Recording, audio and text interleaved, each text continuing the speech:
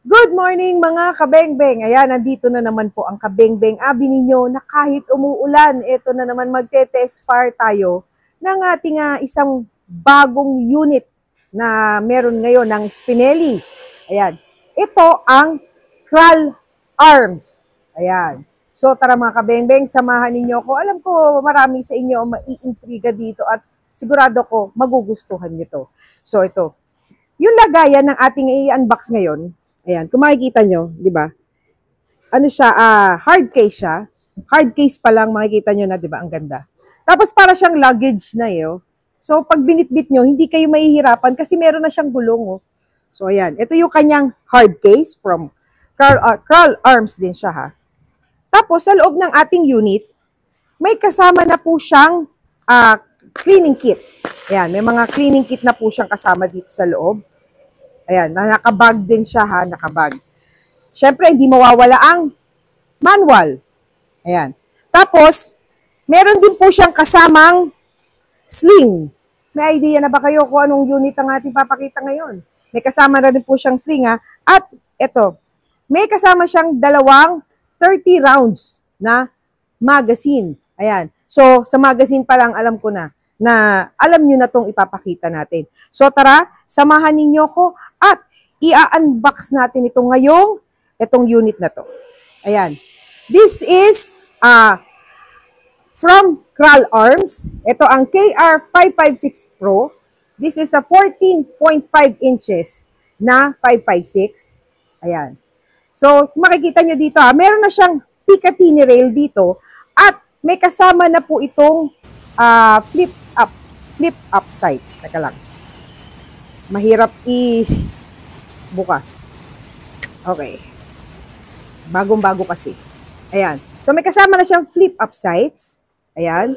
Tapos itong operating system ito is piston operating system na.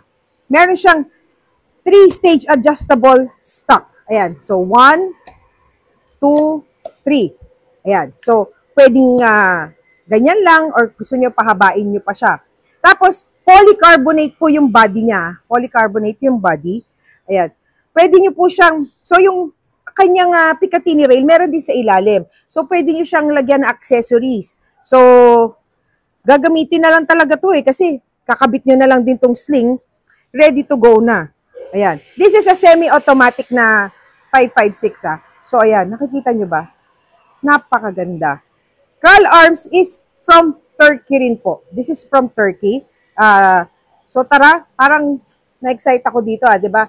The other unit na test fire ko is yung ating Star Silmas na SAR 56C. Ito naman ngayon, ite-test fire natin ating Kral Arms KR556 Pro.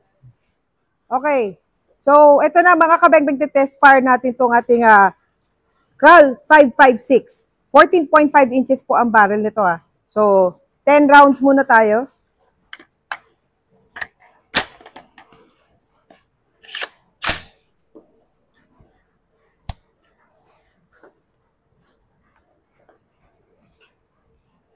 Firing.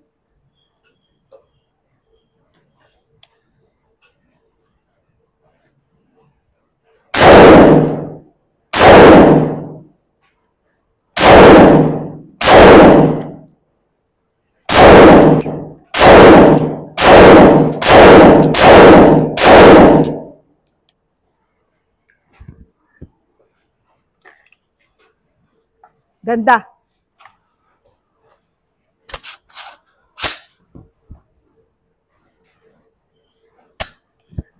So, performance, ganda. Magaang lang. Hindi siya yung katulad sa ibang 556 na parang yung sobrang palag or masyado malakas yung sipa. Ito, ganda. Okay na, okay to. Okay, one shot.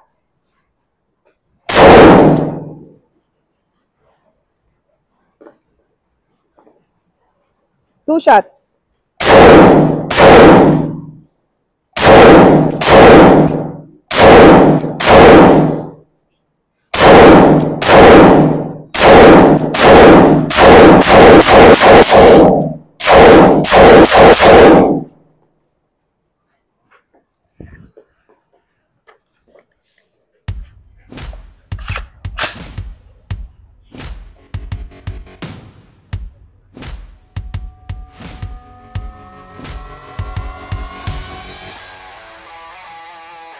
Firing.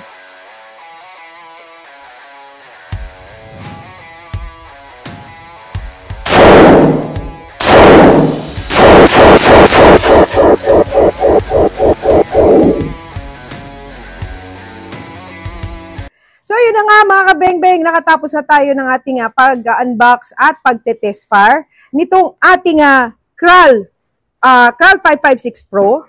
Ayan. So, ang ganda niya. Sa bigat niya, tama lang, hindi siya yung mabigat na mabigat, pero tama lang siya. Tapos, tingnan nyo yung grip niya, oh. Maganda rin yung grip niya dito, kasi may nakabalot siyang rubber. So, hindi siya madulas. Actually, kasi may nakikita ako mga 556 na parang yung dito is, I think it's polycarbonate din or something na, or polymer siya, na medyo madulas. Ito hindi, kapit na kapit sa kamay natin. Tapos dito naman, kasi may Picatinny rail sa ilalim, pwede nyo siyang lagyan ng foregrip or any accessories pang gusto nyo. Yung sight naman, may kasama na siya flip up.